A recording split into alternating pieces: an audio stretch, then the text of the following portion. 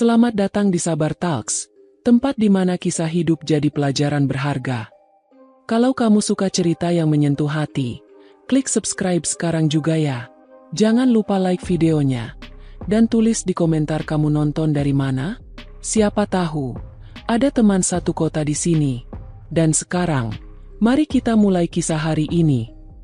Malam itu, udara terasa lebih dingin dari biasanya. Mesin mobil berhenti di depan sebuah rumah sederhana di pinggiran kota. Rumah itu tampak sunyi, hanya diterangi lampu teras yang redup. Arka turun lebih dulu, matanya menyapu sekeliling dengan kewaspadaan seorang pria yang tahu nyawanya sedang dipertaruhkan. "Alia," katanya sambil membuka pintu di sisiku. "Kita sudah sampai. Ini rumah keluargamu, kan?" Aku mengangguk pelan. Jantungku berdetak kencang. "Iya, tapi kenapa kita ke sini?" "Karena mereka sudah tahu siapa kamu. Dan aku tidak akan biarkan keluargamu ikut terluka karena kita," jawabnya cepat, tegas, tanpa memberi ruang untuk membantah. Aku menatap rumah itu, ragu-ragu untuk melangkah. Sudah lama aku tidak pulang. Setelah semua yang terjadi, aku merasa asing bahkan dengan tempat yang seharusnya memberiku rasa aman. Tapi malam itu, rasa takutku lebih besar dari rindu. Arka berjalan di sampingku, siap menghadapi apapun. Kami mengetuk pintu, dan tak lama kemudian, suara langkah kaki terdengar dari dalam. Pintu terbuka, dan wajah yang sangat kurindukan muncul di ambang pintu. "Alia?" Suara ibu terdengar kaget, hampir tak percaya. "Ya Allah, Alia, benar ini kamu?" Aku tak bisa menahan air mata. "Bu." Ia memelukku erat, seolah takut aku akan hilang jika dilepaskannya. Rasanya seperti pulang, tapi dengan luka yang tak kasat mata. "Siapa ini?" Ibu melirik Arka yang berdiri di belakangku. Arka menunduk sopan. "Saya Arka, Bu, temannya Alia." Aku tahu ia sengaja tak menjelaskan lebih banyak. Ibu mengangguk pelan. Meski dari matanya aku bisa melihat rasa curiga. Ia membiarkan kami masuk. Rumah itu hangat. Aroma kayu lama dan masakan sederhana langsung menyambutku, mengingatkanku pada kehidupan sebelum semua ini. Tapi bahkan di tempat yang akrab ini, aku tak merasa aman. Arka duduk di kursi ruang tamu, tubuhnya kaku, matanya sesekali menatap jendela. Aku tahu pikirannya tidak pernah benar-benar tenang. "Alia, kamu kelihatan pucat sekali," kata ibu sambil mengelus pipiku. "Kamu kenapa? Apa yang terjadi? Siapa sebenarnya pria ini?" Aku terdiam. Apa yang harus kukatakan? Bahwa aku menjadi istri kontrak seorang pria yang sekarang hidupnya diburu banyak orang? Bahwa semua masalah ini datang bersamaku ke rumah ini? Arka yang akhirnya menjawab, "Bu, izinkan saya jujur. Kami sedang dalam bahaya. Ada orang-orang yang mengincar Alia, dan mungkin mereka juga akan mengincar keluarga Alia." Wajah ibu langsung berubah pucat. "Mengincar? Maksudnya apa ini?" Aku menggenggam tangan ibu. "Bu, tolong percaya sama aku. Aku nggak bisa jelasin semuanya sekarang. Tapi kita harus hati-hati. Tolong jangan keluar rumah. Jangan bicara sama orang asing." Ibu menatapku lama, lalu mengangguk. "Baik, kalau itu bisa melindungi kamu." Namun malam itu juga, kekhawatiranku terbukti benar. Saat aku hendak menuju kamar lamaku, Arka tiba-tiba menahan lenganku. "Diam." Aku melihat ke arah matanya yang menajam, lalu mengikutinya berjalan pelan ke jendela. Dari celah tirai, aku melihatnya. Sebuah mobil hitam berhenti di ujung jalan. Sama seperti yang mengikutiku beberapa waktu lalu. "Sejak kapan mereka di sana?" tanyaku panik. Arka menjawab tanpa mengalihkan pandangan. "Mungkin sejak kita tiba. Mereka sudah tahu kamu ada di sini." Tubuhku gemetar. "Arka, keluargaku. Bagaimana kalau mereka?" "Tidak akan," potong Arka cepat. "Selama aku di sini, tidak akan ada yang menyentuh kalian." Ia mengeluarkan ponselnya, menghubungi seseorang. "Kirim tim ke lokasi ini sekarang. Awasi perimeter. Jangan biarkan siapapun mendekat. Beberapa menit kemudian, 2 mobil lain datang.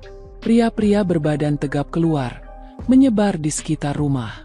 Arka tak main-main soal perlindungan. Tapi semakin banyak orang di sekitar kami, semakin nyata juga ancaman yang kami hadapi. Aku duduk di ruang tamu, mencoba menenangkan diri. Ibu duduk di sampingku, menggenggam tanganku.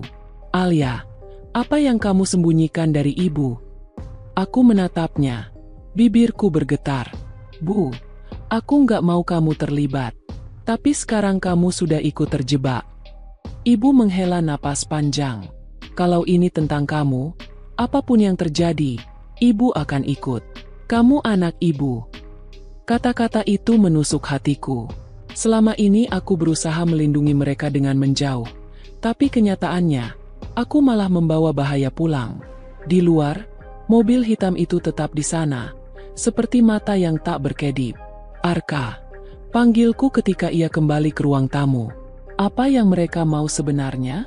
Kenapa mereka tidak berhenti?" Arka duduk di kursi seberangku, menatapku lama sebelum akhirnya berkata, "Karena kamu satu-satunya cara mereka bisa menghancurkan aku. Dan mereka tidak akan berhenti sampai mereka berhasil." Kata-katanya membuat darahku terasa dingin. Aku tahu malam itu adalah awal dari sesuatu yang lebih besar. Dan apapun yang akan terjadi selanjutnya, aku sadar, aku tidak bisa lagi lari dari semua ini.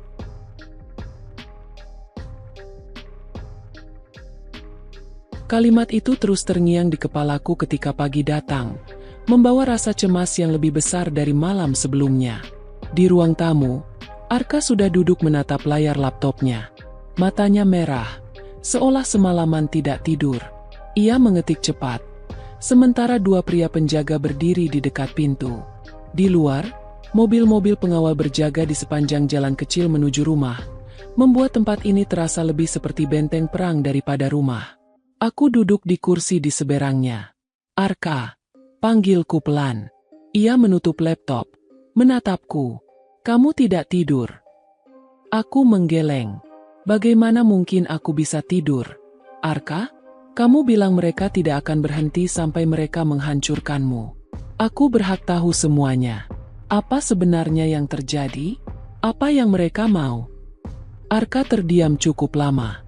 Ia berdiri, berjalan ke arah jendela, menatap keluar seperti sedang mencari jawaban di balik pohon-pohon di halaman rumah ibu. "Semua ini," katanya akhirnya, "dimulai dari Amara." Nama itu membuat jantungku berdegup lebih kencang. Aku sudah mendengar sedikit tentangnya. Tentang bagaimana ia meninggal. Tentang bagaimana kehilangannya membuat Arka hancur. Tapi aku tahu belum semua kebenaran terungkap. Arka kembali menatapku. Sorot matanya dalam dan berat. "Amara bukan hanya istriku. Dia juga partnerku. Bersamanya, aku membangun bisnis, melawan orang-orang yang mencoba menghancurkan kami. Tapi 1 tahun lalu, semuanya berubah. Amara, tahu terlalu banyak." Aku mengerutkan kening. Tahu terlalu banyak tentang apa? Arka menarik napas panjang. Tentang proyek besar yang melibatkan banyak orang berkuasa. Pejabat korup, pengusaha kotor, bahkan orang-orang yang mengendalikan kota ini dari balik layar. Amara menemukan bukti-bukti mereka. Dan itu membuat mereka takut. Aku menelan ludah. Mereka membunuh Amara karena itu. Arka mengangguk perlahan. Amara menolak menyerahkan bukti itu. Dia bilang, kebenaran harus keluar. Bahkan jika itu membahayakan dirinya. Aku tidak setuju waktu itu. Aku ingin dia berhenti. Tapi Amara tidak mau. Ia memejamkan mata sejenak, seolah masih bisa melihat momen itu. Dan pada suatu malam, mereka menabrakkan mobil ke mobilnya. Mereka membuatnya terlihat seperti kecelakaan. Tapi aku tahu, itu pembunuhan. Aku menutup mulutku dengan tangan, menahan rasa ngeri. "Ya Tuhan." Arka melanjutkan. "Yang mereka tidak tahu, Amara sempat memberikan bukti itu padaku. Semua data, semua dokumen, semua nama yang terlibat. Aku menyimpannya, berharap bisa menggunakannya untuk menjatuhkan mereka di waktu yang tepat. Tapi itu membuatku target mereka. Dan sekarang mereka mengincar aku, potongku lirih. Arka menatapku, sorot matanya tajam. Karena mereka tahu aku peduli padamu. Mereka tahu kamu, satu-satunya kelemahanku. Kata-katanya menusukku seperti belati. Aku terdiam, antara rasa takut dan sesuatu yang lain. Sesuatu yang tak ingin kuakui, bahwa meski semua ini membuatku dalam bahaya, bagian dari diriku lega mengetahui aku berarti baginya. Jadi selama ini, semua ini bukan hanya soal kita, tanyaku pelan. Tidak, jawab Arka. Ini lebih besar dari kita. Mereka tidak akan berhenti sampai aku menyerahkan bukti itu, atau sampai mereka menghancurkan orang-orang yang aku cintai. Aku berdiri, berjalan ke arah jendela, menatap mobil hitam yang sejak kemarin masih parkir di ujung jalan. Kalau begitu, serahkan saja buktinya, Arka. Arka berdiri cepat. Kamu pikir itu sesederhana itu? Kalau aku serahkan, mereka akan pakai bukti itu untuk menutup semua jejak. Mereka akan tetap bebas. Dan kita tidak akan pernah aman. Aku menoleh, menatapnya. Lalu apa rencanamu? Kita mau sembunyi terus seperti ini? Sampai kapan? Arka mendekat. Jaraknya hanya beberapa langkah dariku. Aku tidak akan sembunyi lagi. Alia, aku akan melawan. Aku akan gunakan bukti itu. Aku akan jatuhkan mereka. Aku menatapnya tak percaya. Kamu akan perang melawan orang-orang yang membunuh Amara? Orang-orang yang bahkan bisa menemukan kita di sini. Kalau itu satu-satunya cara untuk mengakhiri ini, iya, jawabnya tegas. Aku menggeleng. Hatiku bergejolak antara takut dan marah. Kalau kamu mau mati, itu urusanmu. Tapi kenapa kamu harus menyeret aku? Kenapa keluargaku harus ikut jadi sasaran? Arka terdiam. Wajahnya berubah muram. Karena kamu sudah jadi bagian dari hidupku. Alia, aku tidak bisa berpura-pura kamu bukan apa-apa. Aku membeku. Kata-katanya mengguncangku lebih dari semua cerita tentang Amara. Malam itu, ketika semua orang tidur, aku duduk di kamarku menatap kosong ke langit-langit. Semua rahasia yang terungkap hari ini terasa terlalu berat. Tentang Amara. Tentang orang-orang berkuasa yang memburunya. Tentang aku yang kini jadi alat untuk menghancurkan Arka. Dan di tengah malam yang hening itu, aku sadar satu hal. Apapun rencana Arka, mau tidak mau, aku sudah ikut terlibat. Kalimat itu mengganggu pikiranku sepanjang malam. Tidurku gelisah, dan setiap kali terlelap, aku terbangun oleh mimpi buruk. Bayangan mobil hitam, suara rem mendadak, Amara yang tak pernah sempat ku kenal menatapku dari kejauhan. Pagi itu, Arka sudah duduk di ruang tamu. Rambutnya acak-acakan, kemejanya belum berganti dari semalam. Di depannya, laptop terbuka, menampilkan puluhan file yang tampak seperti dokumen rahasia. Foto-foto, tabel, nama-nama, semua hal yang membuat tengkuku merinding hanya dengan melihatnya sekilas. Ini semua bukti yang Amara simpan. Katanya begitu sadar aku berdiri di ambang pintu. Aku mendekat, menatap layar. Dan kamu pikir dengan ini, kamu bisa menjatuhkan mereka? Arka mengangguk. Kalau bukti ini sampai ke tangan publik, mereka tidak bisa menutupinya. Semua nama yang terlibat akan habis. Pejabat, pengusaha, bahkan orang-orang di balik pembunuhan Amara. Mereka semua akan jatuh. Aku menatapnya lama. Dan kamu pikir mereka akan diam saja membiarkan kamu melakukannya? Mereka akan membunuhmu, Arka. Mereka akan membunuh kita. Arka menutup laptop, menatapku serius. Kalau kita terus bersembunyi, mereka akan tetap mengejar. Alia, ini bukan cuma soal aku. Ini soal kita. Mereka sudah menjadikanmu target. Mau tidak mau, kita harus melawan. Aku merasa darahku dingin. Kalau aku pergi, kalau aku keluar dari hidupmu, apa mereka akan berhenti? Arka menghela napas, lalu berdiri mendekatiku. Tidak, mereka sudah tahu kamu bagian dari hidupku. Kamu pikir mereka akan membiarkanmu hidup bebas? Tidak. Alia, mereka akan gunakan kamu untuk menghancurkan aku. Aku menunduk. Kata-katanya seperti rantai yang mengikatku di tempat. Lalu rencanamu apa? Tanyaku lirih. Arka berjalan ke meja, mengambil sebuah flash disk kecil. Rencanaku sederhana. Kita keluar dari persembunyian. Kita serang duluan. Kita bocorkan semua ini ke media internasional. Begitu bukti ini di luar, mereka tidak bisa menutupinya. Aku terbelalak. Itu bukan rencana, Arka. Itu bunuh diri. Tapi itu satu-satunya cara, jawabnya tegas. Aku mundur selangkah, merasa dinding di belakangku menekan. Arka, kamu tidak bisa. Ini terlalu berisiko. Kita bahkan tidak tahu siapa saja yang melindungi mereka. Bisa jadi polisi, bisa jadi pemerintah. Kalau kamu lakukan ini, kita akan diburu lebih parah. Ia menatapku. Tatapannya tajam tapi penuh luka. Kalau kamu mau pergi, pergilah sekarang. Aku tidak akan menghentikanmu. Tapi aku tidak akan berhenti sampai semua ini selesai. Aku terdiam. Kata-katanya seperti tamparan. Pergi? Kemana? Bahkan kalau aku meninggalkannya, hidupku tidak akan pernah kembali seperti dulu. Orang-orang itu tahu siapa aku. Mereka akan tetap mengejarku. Sebelum aku bisa menjawab, suara keras memecah pagi yang hening. Pak Arka! Teriak salah satu penjaga sambil berlari masuk. Perimeter kita dibobol. Arka langsung bergerak. Siapkan jalur keluar. Sekarang. Aku berdiri kaku. Apa yang terjadi? Mereka sudah menemukan kita.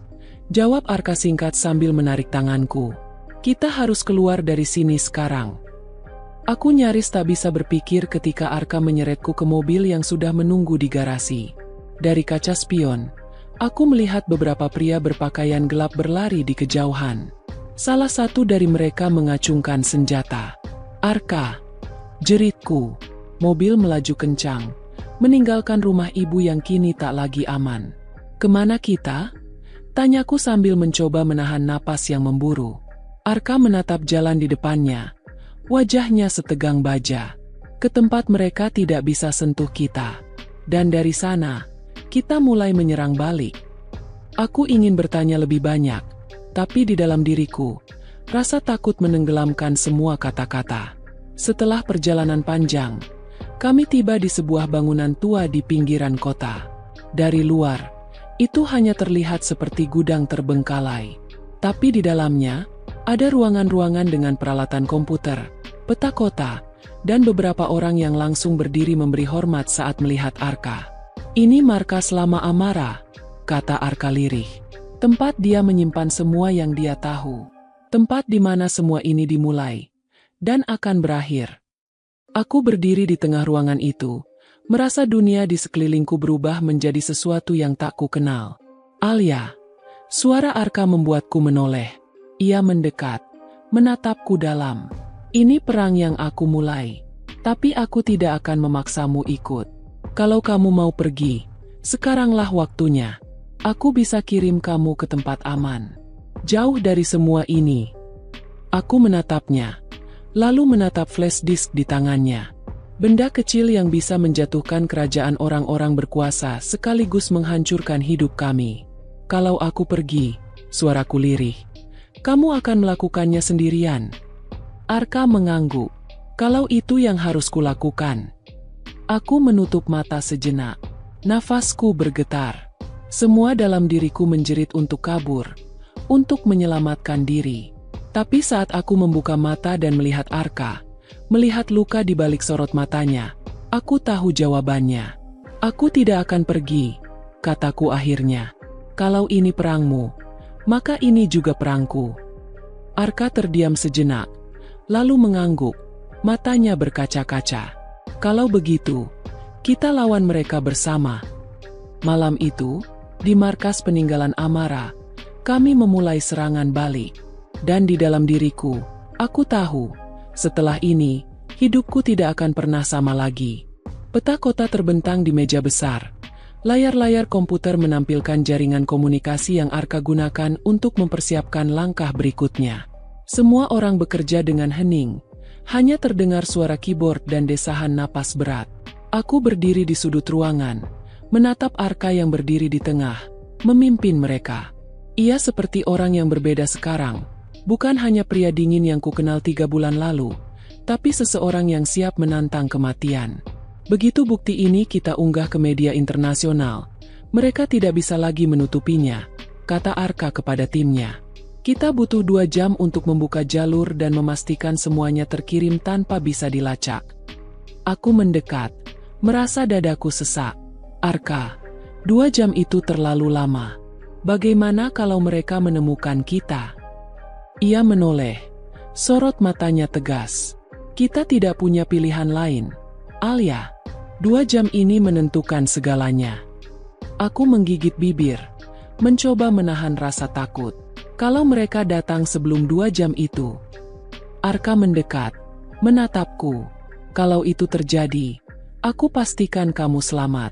Apapun yang terjadi. Jawabannya membuatku semakin takut. Karena aku tahu ia benar-benar serius. Waktu berjalan lambat. Setiap detik terasa seperti berdiri di tepi jurang. Aku duduk di kursi dekat pintu, mencoba menenangkan napas, ketika suara itu terdengar. Ledakan. Seluruh gedung bergetar. Lampu berkedip. Orang-orang langsung panik. Perimeter jebol. Teriak salah satu penjaga. Arka langsung bergerak. Semua ke posisi. Lindungi data. Ia menoleh ke arahku. Alia, ke ruang aman sekarang. Aku tidak bisa tinggalkan kamu. Alia. Suaranya meninggi, tajam. Ke ruang aman. Sekarang. Aku membeku, tubuhku gemetar. Tapi sebelum aku sempat bergerak, pintu besar gudang dihantam keras. Pria-pria bersenjata berpakaian hitam masuk, menembakkan senjata tanpa peringatan. Arka menarikku ke belakang meja besar, melindungiku dengan tubuhnya. Suara tembakan membelah udara, membuat telingaku berdenging. Lari, Alia. Tidak. Aku berteriak. Menolak melepaskan tangannya. Arka meraih pistol dari pinggangnya dan membalas tembakan. Beberapa anak buahnya terjatuh, menambah kekacauan di ruangan itu. Semuanya terjadi begitu cepat. Satu peluru memecahkan kaca jendela di sampingku. Arka menoleh, dan dalam sepersekian detik, aku melihatnya. Pria yang selama ini berusaha tegar, menunjukkan wajahnya yang paling rapuh. Lalu itu terjadi. Peluru menembus bahunya. Arka, jeritku. Ia terhuyung. Darah langsung mengalir membasahi kemejanya. Tapi meski tubuhnya melemah, ia tetap berdiri, menembak balik dengan sisa tenaga. Aku menopangnya. Air mataku jatuh tanpa bisa kutahan. Arka, kamu berdarah. Kita harus keluar dari sini. Ia menatapku. Wajahnya pucat. Alia, dengarkan aku. Ambil flash disk itu. Pergi. Sekarang. Aku menggeleng. Memeluknya erat. Aku tidak akan tinggalkan kamu. Kalau kamu di sini, mereka akan menangkapmu. Dan kalau itu terjadi, semuanya sia-sia. Suaranya lemah tapi tegas. Tapi aku tidak bisa. Tidak kali ini. Tidak setelah semua yang kami lalui. Seorang pria bersenjata mendekat. Senjatanya diarahkan ke kami. Aku memekik. Arka mencoba berdiri melindungiku. Tapi tubuhnya terlalu lemah. Dalam kepanikan, aku meraih senjata yang terjatuh di lantai. Mengarahkannya ke pria itu dengan tangan gemetar. Jangan mendekat, teriakku. Pria itu tertawa kecil. Menganggapku bukan ancaman. Tapi saat ia melangkah maju, aku menutup mata dan menarik pelatuk. Suara tembakan menggema. Tubuhnya terjatuh. Tanganku bergetar hebat. Air mataku bercucuran. Aku bahkan tak tahu apakah aku lebih takut atau marah. Arka meraih tanganku yang dingin. Alia, kamu harus pergi. Tolong, selamatkan dirimu. Aku menatapnya. Wajahnya penuh luka. Tapi matanya tetap menatapku dengan cara yang membuat hatiku runtuh. Tidak, jawabku tegas. Menahan tangis. Kalau kamu tinggal di sini, aku tinggal bersamamu. Kalau kamu mati di sini, Aku mati bersamamu. Alia, jangan paksa aku meninggalkanmu lagi. Arka terdiam, dan di tengah suara tembakan yang tak henti, ia tersenyum samar. Senyum yang penuh rasa sakit sekaligus lega. Kami akhirnya berhasil mundur ke ruang belakang berkat bantuan beberapa anak buah Arka yang tersisa. Pintu baja ditutup, menghalangi mereka untuk sementara. Aku menekan lukanya dengan kain seadanya. Tahan, Arka. Kita akan keluar dari sini. Ia mengangguk lemah. Bawa bukti itu keluar. Alia, kalau aku tidak selamat, teruskan ini. Jangan biarkan kematian Amara sia-sia. Jangan biarkan semua ini sia-sia. Aku menggenggam tangannya erat. Jangan bicara seperti itu. Kamu akan selamat. Kita akan selamat. Tapi dalam hatiku, aku tahu, inilah titik di mana segalanya dipertaruhkan. Aku harus memilih, menyelamatkan diriku sendiri, atau tetap di sisinya meski itu berarti menghadapi maut. Dan aku tahu jawabannya. Aku tidak akan meninggalkannya. Dengan sisa tenaga, aku menekan luka di bahunya lebih kuat. Sementara Arka berusaha tetap sadar. Di luar, suara tembakan terus terdengar, seperti badai yang belum berhenti. Para pria bersenjata itu tidak akan menyerah sampai mereka mendapatkan apa yang mereka mau. Alia, suara Arka serak, nyaris berbisik. Kalau aku tidak keluar dari sini, kamu harus bawa flash disk itu. Unggah semua ke media internasional. Hancurkan mereka. Aku menggeleng keras. Jangan bicara seperti itu. Kamu akan keluar bersama aku. Kita akan lakukan ini bersama. Matanya menatapku lama. Ada sesuatu di sana. Bukan sekadar rasa sakit, tapi tekad. Kamu berubah. Alia, dulu kamu hanya ingin lepas dari semua ini. Sekarang kamu lebih kuat dari aku kira. Air mataku jatuh. Aku kuat karena kamu, Arka. Karena kamu yang membuatku bertahan. Pintu ruang belakang mendadak diguncang keras. Mereka sudah di depan. Salah satu anak buah Arka berlari mendekat. Pak, kita tidak bisa tahan lebih lama. Mereka akan masuk kapan saja. Arka mencoba berdiri. Tubuhnya gemetar. Kita harus kirim datanya sekarang. Alia, ambil laptop itu. Aku bergegas mengambil laptop di meja kecil. Arka sudah menyiapkan semuanya. Flash disk berisi bukti lengkap. Ratusan dokumen, foto, video, daftar nama. Semua dosa orang-orang yang membunuh Amara, yang memburu kami. Tolong. Arka menatapku, menahan sakit. Kirim ke semua media. Semuanya. Biar dunia tahu siapa mereka. Tanganku gemetar saat menyambungkan laptop ke jaringan aman yang sudah diprogram Arka. Aku hanya menekan satu tombol kecil, tapi dengan kekuatan menjatuhkan orang-orang besar yang sudah lama berkuasa di balik bayangan. Upload dimulai. Pintu baja akhirnya jebol. Orang-orang bersenjata itu masuk, menodongkan senjata ke arah kami. Serahkan flash disk itu, dan kami biarkan kalian hidup, kata salah satu dari mereka, bersuara dingin. Aku berdiri, tubuhku gemetar. Tapi aku melindungi Arka yang duduk di belakangku. Kalian terlambat, jawabku, mencoba terdengar tegas. Semua sudah terkirim. Mereka menoleh ke layar laptop yang menunjukkan progres upload. Hampir selesai. Pria itu mendecak marah. Kalian pikir bisa menghancurkan kami begitu saja? Arka tersenyum samar, meski wajahnya pucat dan berkeringat. Permainan kalian sudah berakhir. Pria itu mengangkat senjatanya, siap menembak. Tapi sebelum ia sempat melepaskan peluru, suara sirene memenuhi udara. Polisi.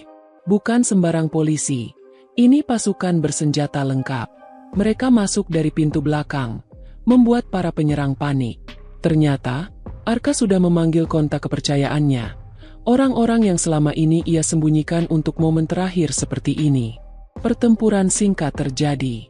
Suara tembakan bergema, tubuh-tubuh terjatuh, teriakan memenuhi ruangan. Aku menunduk, menutup telinga.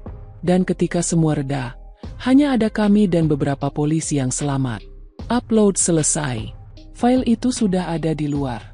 Tidak bisa dihapus. Tidak bisa dihentikan. Arka bersandar di dinding. Napasnya berat. Kita berhasil, katanya pelan. Aku mendekat, memegang tangannya. Jangan bicara.